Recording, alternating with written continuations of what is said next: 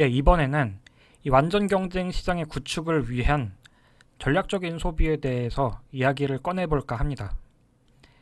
제가 과거에 겪었던 경험을 바탕으로 설명을 해드리도록 하겠습니다. 제가 어렸을 때 슈퍼를 가서 우유를 사는데 처음에는 가격만 보고 결정을 했습니다. 그런데 기업들이 갑자기 장난을 치더라고요. 용량을 줄이기 시작했습니다. 그래서 이제는 용량 대비 가격을 직접 계산을 해야만 했습니다. 이게 정말 번거로웠는데 어느 날 이마트에서 리터당 가격을 써서 붙여주더라고요. 계산이 편해지니까 신뢰가 가게 되고 이마트에서 더 우유를 자주 사 먹게 되었습니다. 그런데 문제가 생겼습니다. 전 영상에서 보여드렸다시피 악화가 양화를 구축해서 제품의 질이 떨어진다는 것을 막을 수는 없다는 겁니다. 이 소비자는 그저 브랜드 제품을 믿고 먹는 수밖에 없는데 브랜드 제품을 사면은 반드시 돈에서 손해를 보게 되어 있습니다. 그렇다면 이것을 어떻게 해결할까요? 정답은 없지만 해답은 있습니다. 먼저 우유의 질을 측정을 하고 효용을 측정한 뒤에 공개를 하는 겁니다. 그리고 그 질과 효용 대비 가격을 계산하는 거죠. 그런데 제가 우유 전문가는 아니라서 질을 측정하는 방법은 잘 모르겠고 비슷하지만 다른 예를 들어보겠습니다.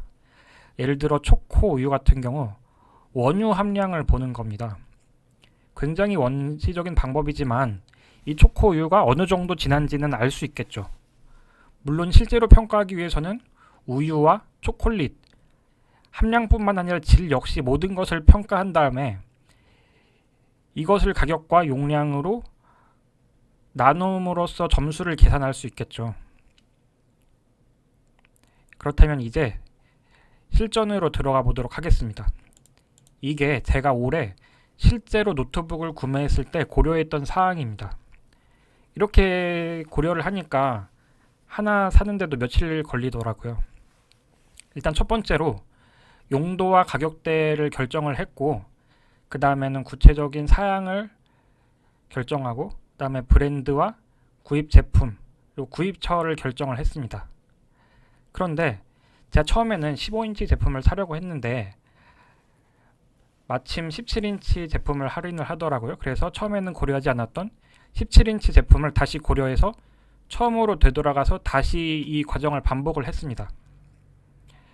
근데 여러분들 찾아보신 분들은 아시겠지만 이 한 인치당 못해도 수십 개의 제품이 나오거든요. 그러니까 굉장히 스트레스를 받더라고요. 이거는 단순한 모식도인데 이것을 조금 풀어서 자세하게 천천히 설명해 보도록 하겠습니다. 일단 처음 우리가 고려해야 될 것은 고객의 니즈입니다. 내가 이 제품을 왜 사는가? 이 제품을 살 때 아무리 가성비가 좋고 아무리 싸고 그러더라도 나에게 필요 없는 제품이라면 소용이 없겠죠. 그렇다면 나에게 필요한 제품이 뭐냐? 일단 그 제품을 추천을 하는 것에서부터 고르는 것에서부터 문제가 생깁니다.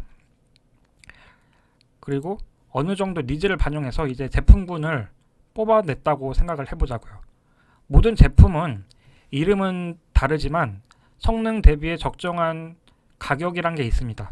그렇다면 그 중에서 가성비 제품을 먼저 선정을 해야겠죠. 이렇게 물론 그게 전부가 아니에요. 할인을 통해서 이 최종 가격이 성능 대비 가격이 어느 정도 나오나 이런 것을 확인을 해야 된다는 겁니다. 그런데 당연하지만 할인이 여기서 끝이 아닙니다. 할인은 굉장히 복잡합니다. 앞서 말했듯이 다 나와서 결코 나오지 않아요. 예를 들어 처음 가는 쇼핑몰 같은 경우는 할인을 더해주는 경우도 있고 내가 가는 쇼핑몰에서는 포인트를 사용할 수가 있다. 혹은 회원 등급을 유지하기위해서 최저 사용 금액이 필요하던가 이런 것이 존재하고요. 그 외에도 카드 할인, 무료 배송, 각종 이벤트 등을 통한 추가 할인이 있습니다. 그러면 이 모든 것을 고려를 해야만 우리가 최종 할인 가격에 도달을 할 수 있다는 겁니다. 그리고 굉장히 어렵죠. 이 최종 할인 가격에 도달을 해서 비교를 한다는 것은 사실상 불가능에 가깝습니다. 직업으로 삼지 않으면 불가능해요. 유튜버 중에는 가끔 있더라고요. 그런데 우리가 안타깝게도 이 모든 것을 고려를 할 수가 없죠. 그래서 우리는 누군가의 추천을 받거나 후기를 보고 구매를 결정합니다. 여기서도 문제는 발생합니다. 그 유튜버를 신뢰할 수 있을까요? 근데 뭐 신뢰를 한다고 가정을 해도 가장 큰 문제점은 결국에 우리가 그 니즈가 스스로 뭔지 모른다는 겁니다. 그리고 그 영상을 찾기도 쉽지 않다는 거죠.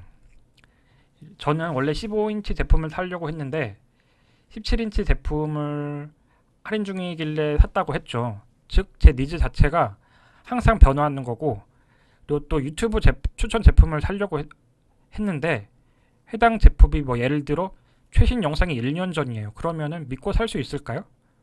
전 아니었거든요. 근데 만약에 말이죠, 이 테크 유튜버들이 하나의 거대한 화살을 차려서 각각 구역을 전담해서 약간 일관되고 그 형식이 일정한 형식을 갖춘 그러한 구매 후기를 남겨준다면 어떻게 될까요? 그러면 전 그 구매 후기는 믿을 수 있을 것 같아요. 예를 들어 우리가 뭐 마스터 오브 노트북이라는 팀을 구성을 해서 객관적이고 합리적으로 평가를 해서 그 제품의 구매 후기를 보내줄 수 있다면 이걸 보고 사지 않는 사람들이 있을까요? 이게 바로 완전 경쟁 시장을 만들어내는 겁니다.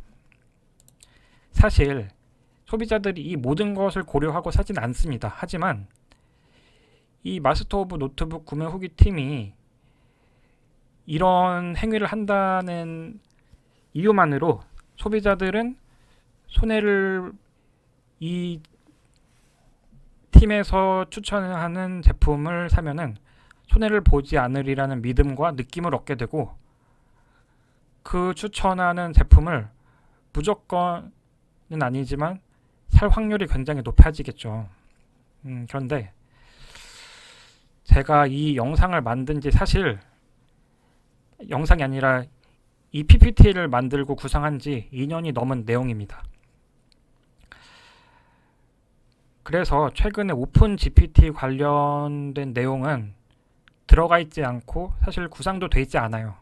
하지만 우리가 챗GPT요, 오픈 AI를 통해서 이 과정을 더욱 효율적으로 할 수 있다면 사업이 좀 되지 않을까요? 제가 초반에 말씀드렸던 쿠팡과 같은 소셜 커머스 기억하실 겁니다. 이 소셜 커머스가 망한 이유는 결국에 그걸로 얻을 수 있는 돈보다는 비용이 많이 나가서 망한 거거든요. 이 비용을 줄이는 게 핵심인데 이 오픈 GPT를 우리가 적용을 할 수 있다면은 더 싸게 이런 업무를 할 수 있지 않을까 생각을 해봅니다. 그게 아니면 뭐 사회적 기업으로 정부의 지원을 받을 수 있다면 그것도 나쁘지 않겠죠.